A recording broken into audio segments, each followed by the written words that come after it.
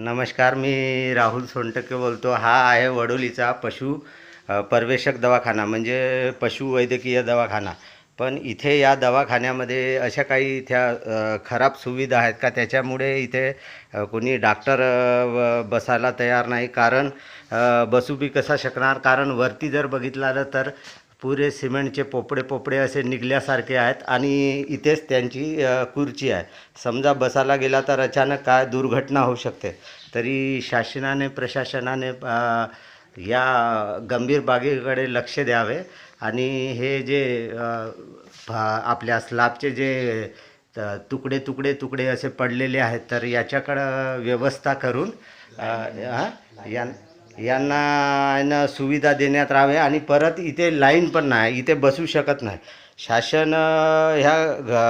शासनाकडे पैसा तर भरपूर आहे म्हणते, पण इथे यांना सुखसुविधा मिळत नाही. तरी शासनाने त्वरित याच्याकडे लक्ष देण्यात यावे.